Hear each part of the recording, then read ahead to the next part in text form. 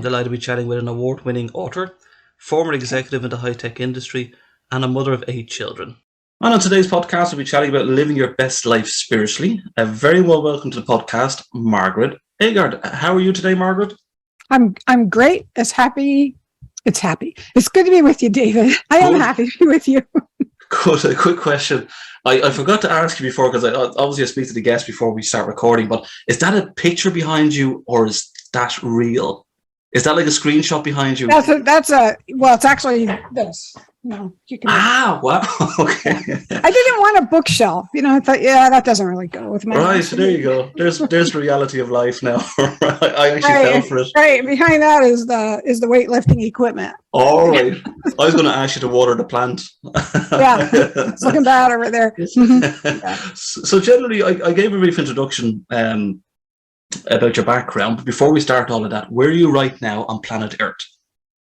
Currently, we live in Florida on a lake. I always wanted to live on a lake, but problem with Florida is it has alligators.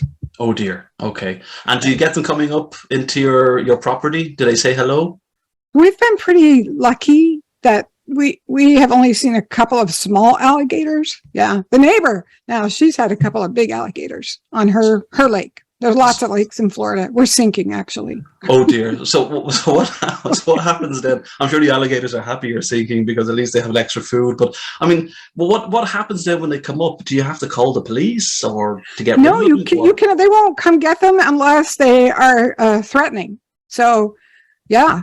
Okay. Yeah. So how do you know they're threatening? I mean, did they abuse you or kind of like they kind of get off? I don't know. I guess you're dead. Like, hey, it was threatening. I don't know. I mean, the neighbor got rid of one because it ate her little dog, but second one is just as large. It's 8 feet long, and I'm like, call them. I thought you could just call them, and she said no. It has to be threatening livestock or something. Now we have a neighbor with peacocks. Have you ever heard of peacocks? I have. Yes. Yep. Yeah. You know how loud that is, and so I was like, well, do you think we could get it to eat a peacock? And then we could get rid of 2 things. So, I mean, but when they said like it's been, aggressive or threatening, I mean, how far? You mentioned the dog kind of went missing. So what are we talking about the level? Are you talking about a human being has to be attacked before they do something? They came and got it because it went after the dog. And I'm not 100% sure. I should call. It hasn't been an issue for us, so I haven't really checked. Right. And where are you in Florida? Because I know a lot of people go to the theme parks. I'm not going to mention them and stuff like that. But is it quite? I mean, I've been to Florida a few times myself. But is it quite renowned in certain areas around Orlando, Miami? We're about an hour and a half north of Orlando. It's called the Forest. We're in the forest. Oh, nice. Yeah. Okay. Yeah, lots of trees. And to make everybody jealous, I know it's summertime here in Europe. What's the weather like now in Florida? Is it quite humid and sticky and thunderstorms? And Yes.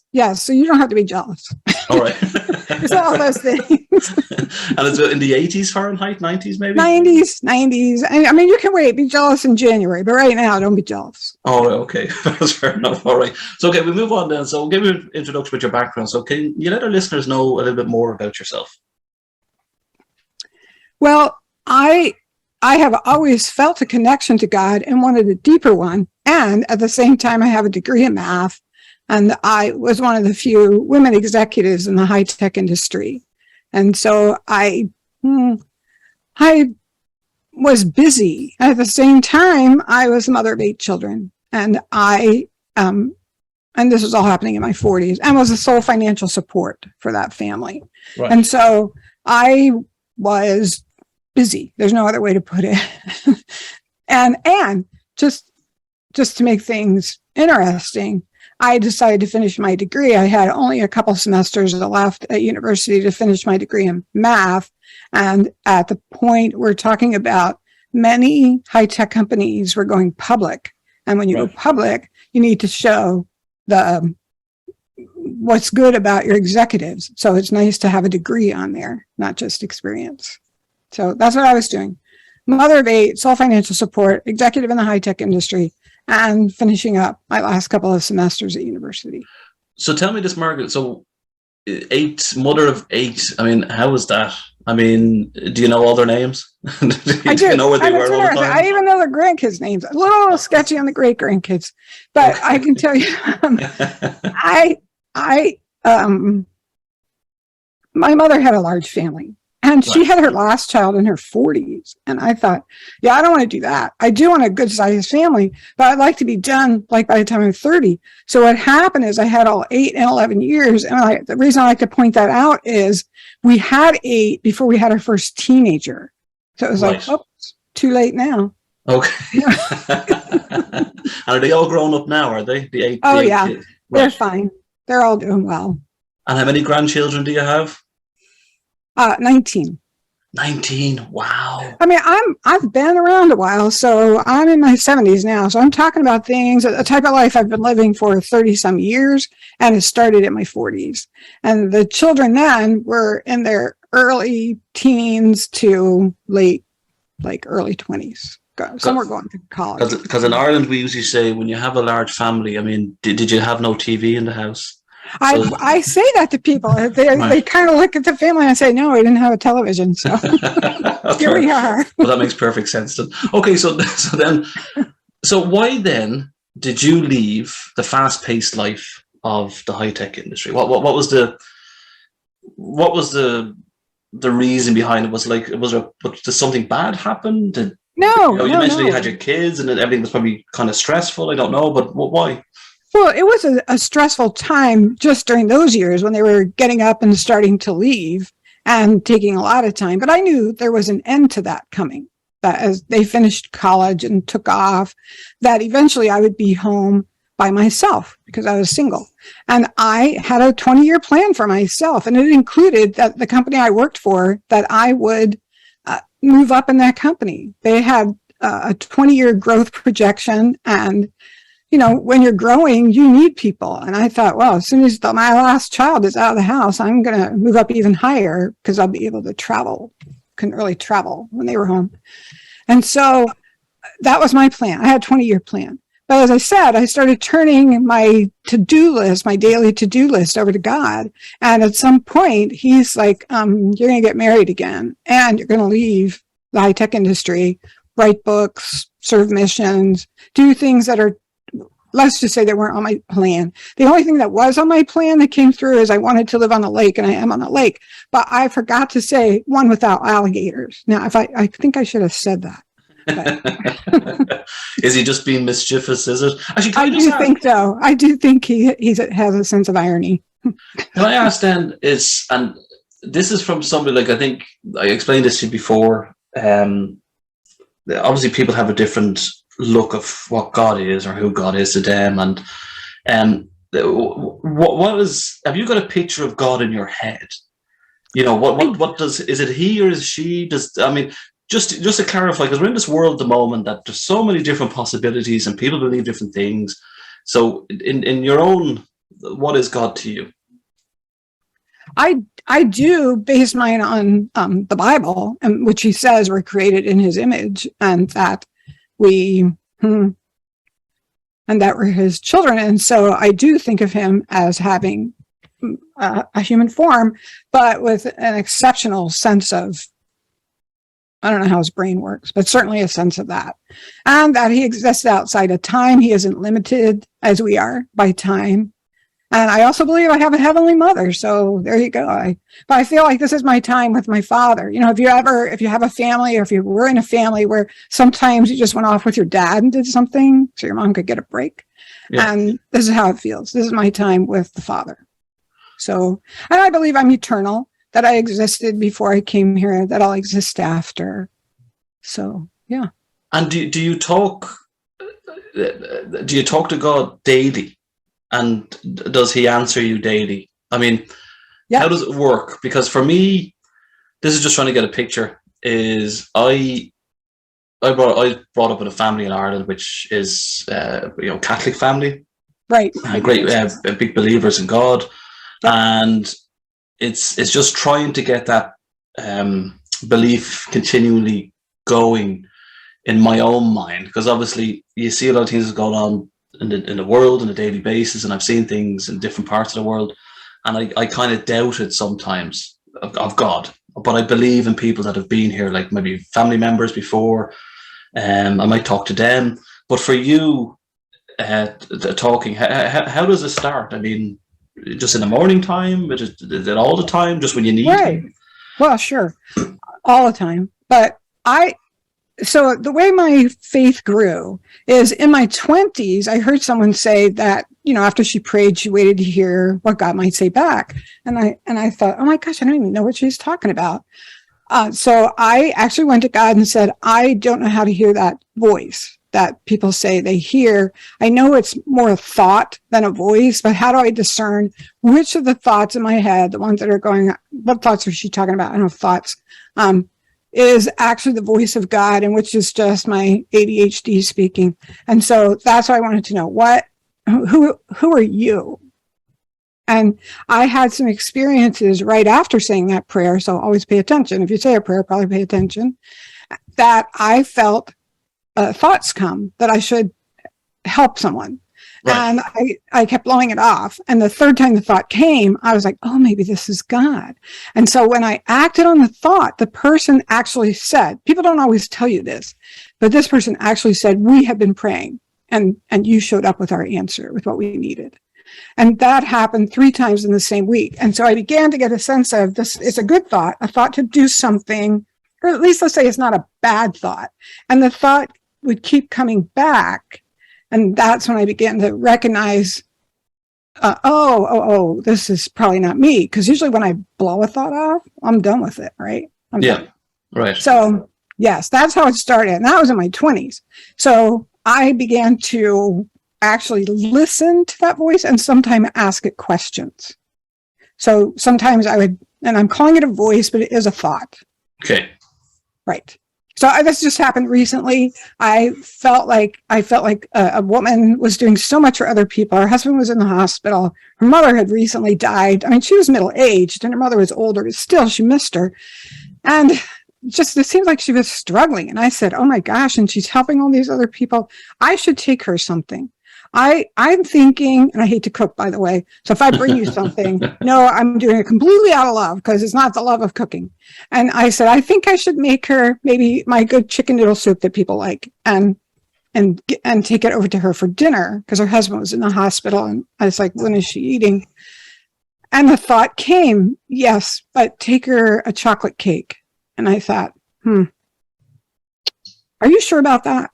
Because I think she has diabetes. And the answer was yes, take her a chocolate cake. I said, okay, so I'm still praying. I'm thinking, I was planning to do it on Thursday, but since you're very specific about what I should take her, is there a specific day I should take it? And Thursday's good, take it Thursday.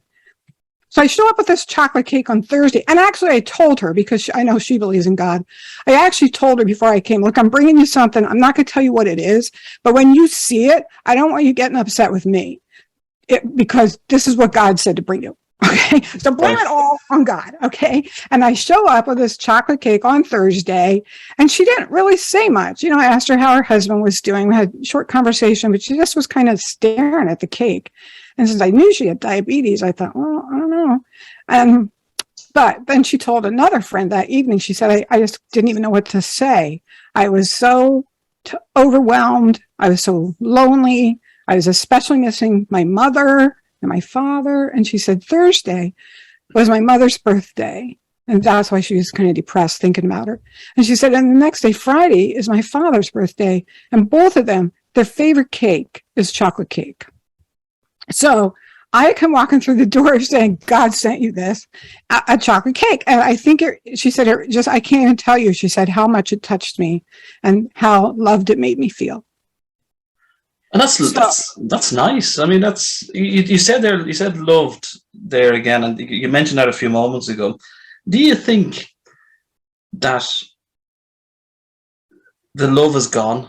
Now, let's put it aside a little bit from the God and the love. Mm-hmm. Do you think that the world in general? I know there's good people out, there's bad people out there. We get it. But do you think what you did, that gesture that you did with the chocolate cake, and you were very caring and considerate, and the person receiving it was so happy. Do you think that's all stopped now? Do you think people have stopped caring? No, I absolutely don't. I think people care very much. And I like to say, I think we're all after the same goal. We just have different methods of what we think will get us there. And I know when people pay attention and look around, they see people doing good stuff. People always say, oh, when times are hard and you're running out of food or toilet paper, whatever they ran out of in Ireland, in the US. Toilet paper. Toilet paper, yeah, we can eat toilet paper. That. But fortunately, we have plenty of leaves. But anyway, I was like, what we saw was people sharing. That's what we saw. Did we see people coming out with guns to take your toilet paper? No. They said, oh, are you out? Well, I have more than I need. Let me bring it. To me, that is how people really act. That's who I see all the time. I do know people have gone through some terrible things in their lives, and where I live is where those kinds of people come to hide out, is how I put it.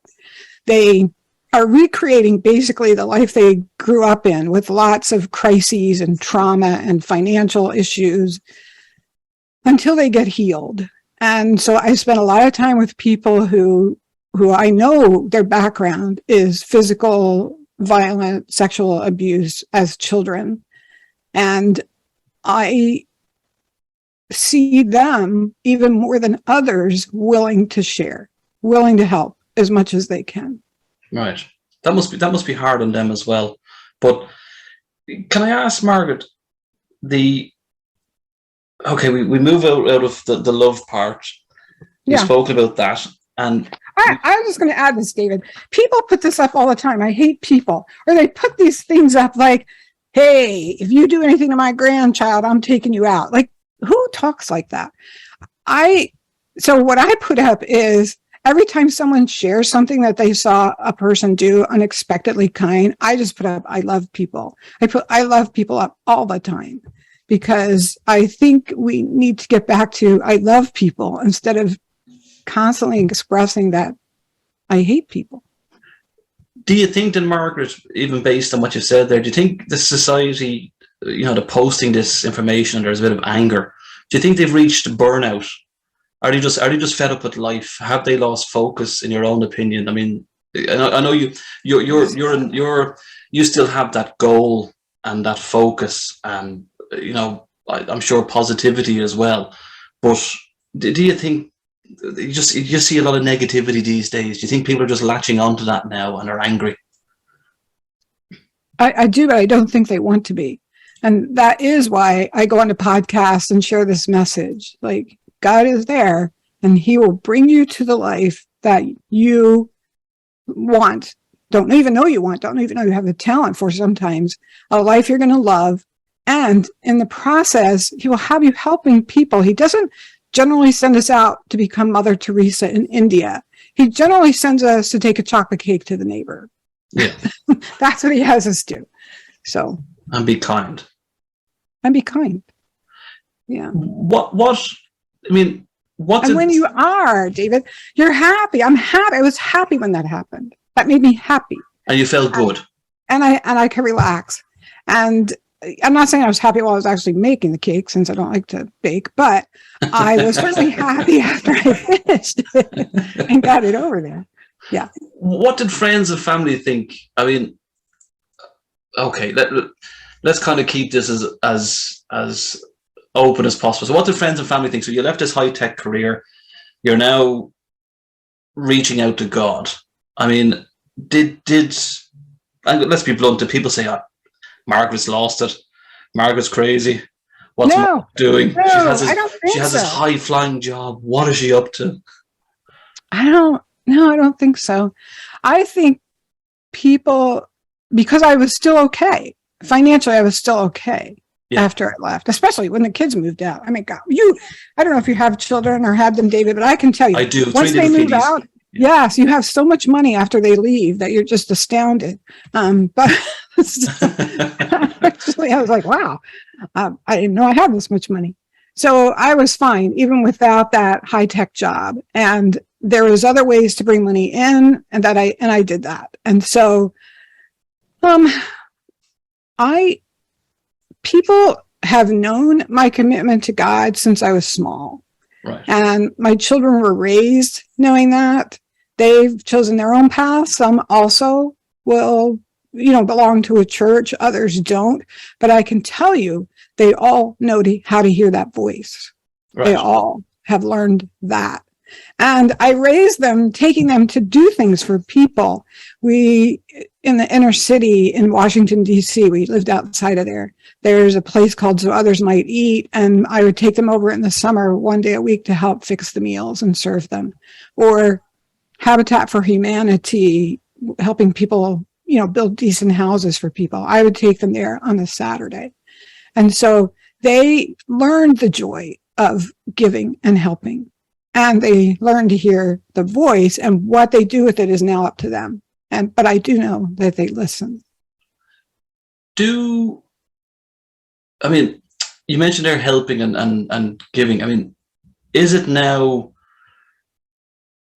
that there's always a financial burden? Because, and this is no criticism to any charities out there, but it just seems to be that when you walk down the street in Dublin, not all the time, but there's charities there wanting €10, €20. And I've seen it in other countries as well. And there was one example I had where, and this is a true story, I'm not going to mention the charity, but big charity around the world. And I was at this event and they gave me, I think it was a pen or something like that. And then they said, "Oh, can we contact you?" And I went, yeah, sure, no problem. So anyway, I got a phone call, I think about 3 or 4 days later, from one of their reps on the phone, and they asked would I make a donation. And I said, sure, I'll make a donation. So I says, how much do you want? We'll just say, for example, Margaret, between you and I, we'll say €100. Okay. Oh, okay. And they said, oh no, could you make a monthly donation? And I said, no, I don't want to give you my bank account details. I'm just willing to pay one off, say €100. And they wouldn't take it. So now this is a big organization. I'm not going to embarrass them, because at the end of the day, I think a lot of charities now, maybe their businesses, I don't know. But do you think, in your own opinion, that it's easier to give a charity €10 or €20, for example, than it is to help somebody for free? I do think that for many people, giving money, even when they don't have a lot of money, is easier than giving time. Yeah. But I like to give time too. So, and we're careful about the charities. There are a few sites that will give you information on the charity. I've forgotten the names of them now, but they're easy to find. And how much goes to overhead and how much actually goes to what they say their charity is about. Correct. And so we always check on those sites before we give. And the sites we give to, we give to, I don't know what they call them over there, but children who are in foster care. Right. So, and when they age out of foster care, we give to some charities who work with them, who provide the mentors who would treat them the way a parent might when a child first moves out. And so we give to that charity. We give to a charity down in Guatemala to mothers who basically spend their day in the dump trying to come up with things they can recycle and sell. And their children are taken care of in school. And that's become very successful. Their children are graduating from high school, and very few do in Guatemala. So we give to charities like that. And also those are charities that we can help with. Right. So that's what we do. Oh, and I do St. Jude, because who doesn't do St. Jude? But here's the bad thing about St. Jude. Before I started giving to St. Jude, they were always sending me stickers, like return address stickers for my envelopes. And as soon as I started giving them money, they stopped sending me the stickers. And I thought, I kind of wish I hadn't done that now. But I do give to St. Jude. So why did you think they did that? Well, I don't know, and I'm not going to call and ask them. I'm just like, okay, now they know they've got me, and so they don't have to send me the little stickers, because usually when they sent the stickers, they send an envelope. Will you make a donation? Right. So, yeah. So and they did the same thing that yours did. They said, well, instead of one time, could you do it every month? And I said, yes. And then I think she said, I forget what she asked me to do next. So now we're on the third question. And I said, I'm going to say yes to that, but are you going to ask me more things? Right. I think we're at the end. She said, no, that's it. So I think that's the reason why I'm trying to discuss this with you, because I mean, you've said some lovely things. You talk about love, you talk about helping, and it's just that point of the way I see things at the moment. That it's a lot of it is about greed and about money, And if you just help somebody, like what you mentioned, your friend with the cake, see if they're okay, it's so much more important. Don't get me wrong, there's different causes out there, and this is not a knock at charities. I'm just trying to make an example that things can be done without money. Yes, and one-on-one. But I do think something like when foster children are aging out, there's a lot of states in the United States, and some of them are bigger than part of Europe. So each state is different as to how they help their foster children age out. And so I don't think that I personally could help as many foster children as I can through working through this organization, because something like 30 or 40% of them end up homeless. A lot of the girls end up in the sex trade. I mean, honestly, it's like kick your kid out at 18 and say good luck and see what happens. Don't bother to call home. That's frightening. So, I like to work with organizations because of that, because I can't do what St. Jude does.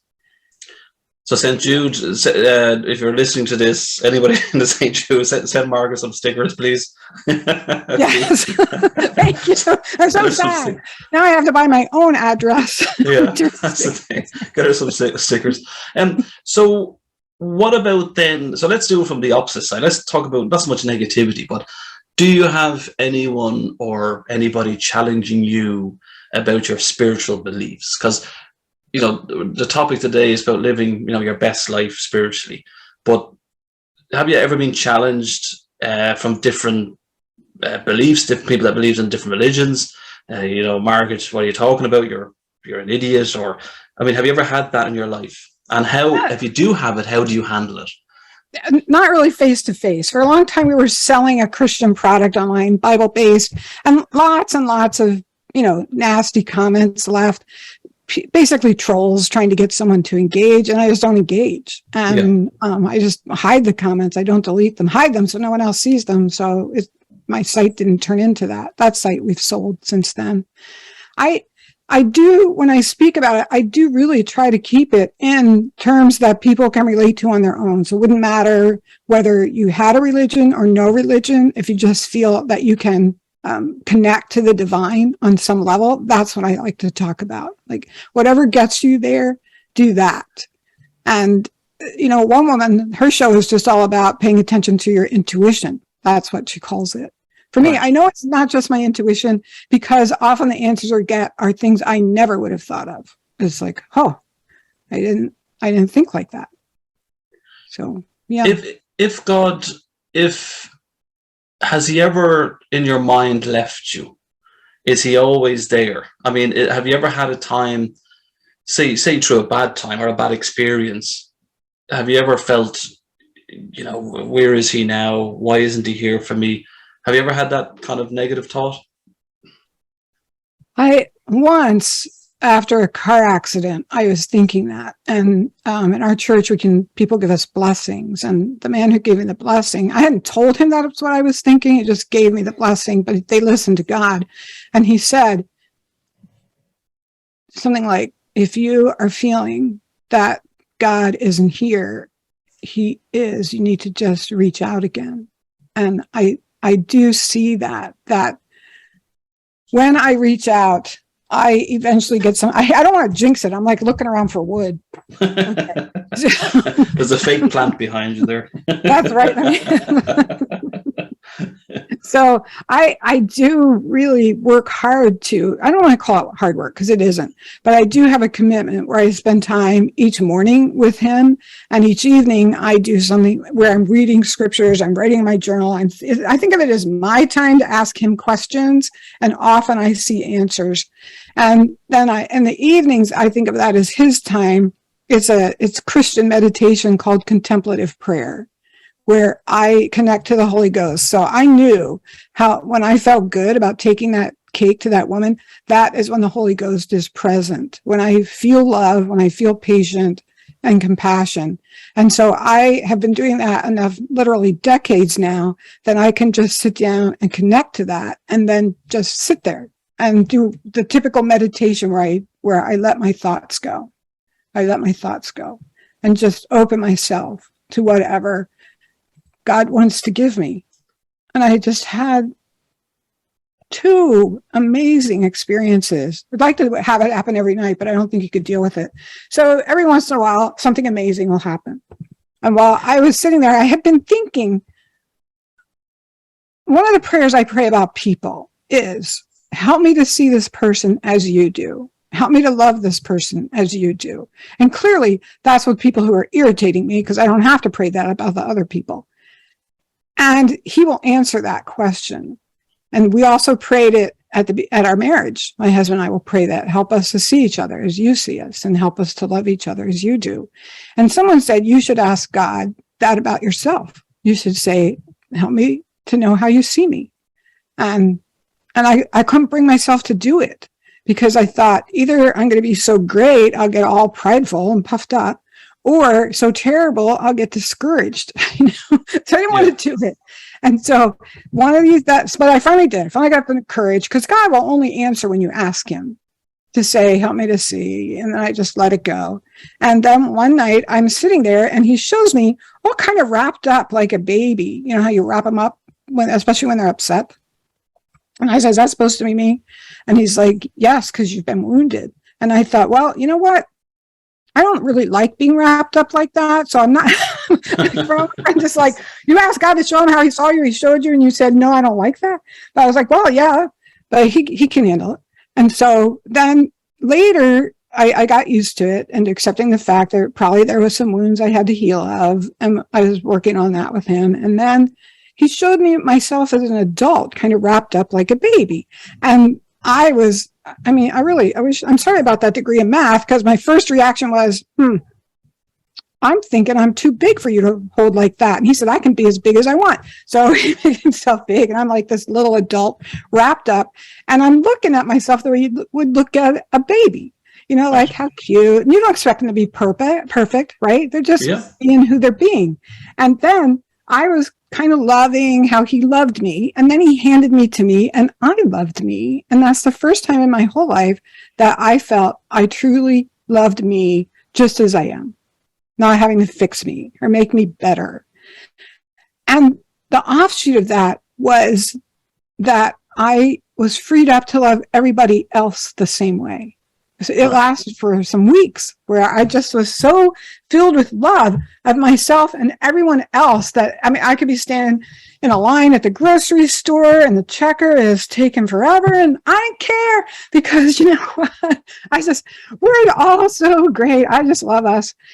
And as that faded, I realized I can reconnect to that just like I can reconnect to the spirit. I've had that experience and I often do. I remember that kind of thought I had, vision, personal vision, not like I'm a prophet, and I can reconnect to that feeling. So those are the kinds of things that I get from God. And Margaret, it's fascinating to hear you. You have this, it's very disciplined. If somebody annoys you, say for example, somebody's really getting on your nerves, not the alligator now, but no, a person. Yes, I know. A person. How I know myself now, it's taken me a long time to kind of shut off from idiots, but I kind of realize now that maybe, it's just a clash of personalities, or we just don't get on with each other, or it's just one of those things, and I don't react to it. I'm probably inside I'm burning, but on the outside I'm kind of like whatever. With your love of God and your spirituality, do you get moments where you just have to kind of keep a cool head in your own mind? That's not God that's not talking to you. It's your own brain thinking, Margaret, right, don't react, don't get involved. Right. Or is that part of the process that you've been through this so much with experience and life that you get used to it? Right. No, I think you have to, I would call it integration. So the experiences I've had, then I'm out just living my regular life. I have to bring it back to mind and integrate it into what's going on. As you said, I can be irritated with people and I remind myself, I can actually say this prayer. Help me to see this person as you do. Or I can connect it to my own ability to feel that love for myself that just sort of falls out and covers everyone else. And that love was, with all my imperfections, I'm worth loving. And when I can connect to that, then I connect to someone else. Do I always do that? No. But I am able to recognize when I'm not doing it. That's the point, right? Recognize when I'm not doing it, and then immediately do that connecting or not. Depends on how I'm feeling. Grocery store. Yeah, well, I don't feel like being loving right now. But yeah. In the introduction there, you're a Reiki level 2 healer. Is that correct? Did I pronounce that correctly? Yes. Reiki. What does that involve? It's interesting because I just really wanted to become a massage therapist, and the massage therapist said, the first thing I'm going to do is tune you to Reiki. And Reiki is the ability to, it's referring to that earth, that life force. It's the ability to feel that. And at first, and then you can use your hands. Reiki level 1, you have to kind of touch people, and they will then feel that healing force coming through. And people do feel it. They'll say, oh my gosh, I feel that. And I was helping a woman who had, fibromyalgia, which they don't want to be touched really. So she didn't want a massage. So all I could do was Reiki. And I can remember sitting next to her in a meeting, and I could tell she was struggling. And from the pain, because how, you kind of wiggle around and you're not comfortable. And so I just started the Reiki process, which involves some thought and symbol, and then just held my hand behind the back of her neck. And after a couple of minutes, she turned to me and said, thank you. And so I know there's something there, and I can connect to that and use it in a healing way. And is it, so that's what Reiki is. Do they need like one session or 2 sessions, or how does it work? Is it like a continuous process, or just dependent on the individual themselves? I think it's dependent. How do I explain this? My uncle offered to put me through medical school. I like to share with people how terrible a person I am, because they're like, wow, she's having all these experiences and that's terrible. Imagine what I could do. So he offered to put me through medical school, and I thought, no, please, people get on my nerves. I can't see myself being a doctor, And so as I was doing Reiki and massage therapy, people kept coming back to me with the exact same problem. It didn't resolve it for them. I had to keep doing it and keep doing it. And I wanted to say, change your life.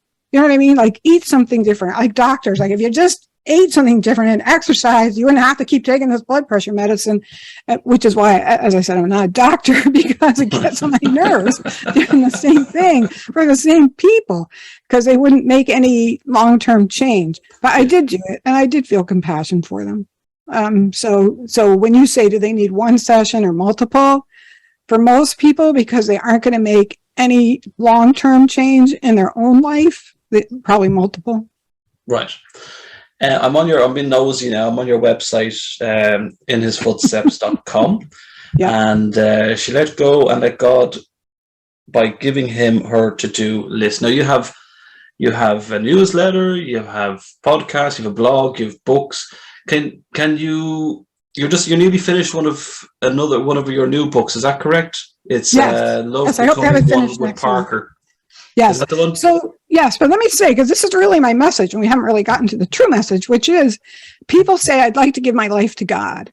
And I say, the way I did that is I started giving him my daily to-do list, because my to-do list is my day, and my day is my life. And as he worked with me on my daily to-do list, my life began to change. And my first question, because I was so overwhelmed as a single mom, solo financial support, going to the university, working full-time, 8 children, I could not get it all done. And I, as an executive, certainly knew how to set priorities. But I began to say to God, help me know what I have to do today, just to get through the day and make sure the right things get done. And then over time, that changed to, what do you want me to do today? And that's when my life really changed. So the books then, so they're generally, how is it written? Is it written on your general experiences or to help somebody? Yes, basically it is, but then it has this kind of weird. So basically they're memoirs, but people read it and try it. So like, well, you know, I'm going to try that. I'll say that prayer because I share what happened when I prayed that prayer about seeing people like God does, about my 15-year-old. And so the first book, I think of it as Faith, Hope, and Charity, but those words aren't in it. My first book is, here's what happened when I started giving my daily to-do list over to God, because that's one of those things that are simple, but not easy. Like, oh, you could lose weight, just eat less calories than you burn. Well, okay, fine, but no. That's not that easy. So I go through the whole process of times when I really struggled, of what happened when I did, because that's always fun to read. And then the second book, we decided at one point, now I'm remarried, wasn't on my 20-year plan, but it was on God's. And my husband and I decided to give or sell everything we had and go serve 3 to 4 years just as missionaries in different places. Wow. And so, and so I think of that as hope, because for us, we see people's lives change when they connect to God. And he's the one who changes the lives and heals people. And so that book is about what happened when we did that. And so that was kind of 24/7, giving our lives to God. And then the third book, the one I'm working on, is how I would say 2 people who were wounded created a healing marriage and a fun, and I would say fun. We created just great love. And you would think, since God told me that I was going to meet the person I was going to marry the next fall, that when I met him and we married, that this would be, a match made in heaven. And let us say that our match made in heaven had a lot of hell in it. Right. And we really had to learn how to create a healing marriage for each of us and for our children. And so that's what that book is about. Can I ask, when you remarried, did your husband have the same spiritual beliefs? Was that part of your decision to remarry? It was, yes. I could not have done that without that. I know women who do, but I could not. It's too important to me. Right. And a lot of men don't go to church if they're single, and they don't get involved. Well, in a Catholic church, yes, but I'm talking about other churches, yes. So there's those priests. And so say nothing. And so I thought, well, here's a man who had been single for 9 years and was very active and very involved helping people in his church. And so I knew we would be good together. And that's probably the best part of our relationship, our willingness to help other people together. That's brilliant. I have a review here on your website from Justine. She said, I like the spunk and matter of the way the author describes her daily walk with God. I like the bits and pieces of wisdom throughout. It was a breath of fresh air from what I'm used to reading. It has little to do with productivity and everything to do with being led by the Spirit and serving others by asking God what to do every day. So what do you think then, before we go, what do you think, as simplistic as possible, what can the average person do? Because there's so much stuff out there at the moment, information about the environment, and you shouldn't be taking flights, you should be eating meat, you shouldn't be doing this, you shouldn't be doing that. And people are so confused that I think from my side of it, I can see they're so confused. There's so much information out there in the media, for example. They're like, well, if I do this, I shouldn't do that. If I do that, I shouldn't do this. And then, you know what I mean? And they're getting so, you can't move. Just stand right here. That's they're so kind of agitated and visibly what I can see, they're so agitated and angry. And they're like, they probably want God to tell them what to do because it's probably a little bit simpler. So, all that aside, is it just being kind? Is that what you're trying to get at, Margaret? Is it just being kind to each other? And yet again, I think about this most of the times. Why are we on this planet? I know we can talk about God and stuff like that, but what's the purpose here? if we're all going to be arguing with each other and agitated with each other, it's not much of a happy life. No. So what do you think, before we go, as the words of inspiration, Margaret? It's over to you. How can people be happy in their lives? Well, I'm just going to say again that, yes, we can just be kind. But what happens when you start turning your life over to God by turning each day over to Him is you are led to specific people and to using your talents in specific ways that creates the world a better place. So that anyone could just be kind, David, but what happens to me is beyond kind. A kind person wouldn't take a chocolate cake to a diabetic. That would be a vindictive person trying to get somebody unwell. No, I hope I don't see a report on the Florida news or any of the American TV news channels that say that the alligators have been attacked in Florida by a woman parading around. I said, oh no, she told me, oh, maybe God told her to do that. Who knows? That's right. Who knows? Who knows? So where then, before we go, so the inhisfootsteps.com is your website. Yes. Your books, you can get your books just generally from your website, or you can get it anywhere else. You can get them in most of the sites, Amazon, Barnes and Nobles. You can ask for them in bookstores. They're on the Amazon UK sites. I also have a couple of audio. I have the first book is as an audio book too. And the second book will be as an audio book next month. I'm working on that. So, and are you on all the social media platforms, the LinkedIn's and the Instagrams and the Facebooks, or are you just your website? No, I'm on the social media platforms, and as you scroll down, you'll see the links to those. And I do have a newsletter. It only comes out once a month. It's typically stories, like the story about the chocolate cake and what's happening with the books. And so next month, I hope to have some coupons to get the Audible book for free when it's released. So cool. That's where we are. Mm-hmm. Can I ask you this one last question? Do you miss the high-tech industry? Do you miss it? I did, because I loved computers and I loved what I did, but I don't miss it now. I missed it for maybe the first 3 or 4 years. Right. Yeah.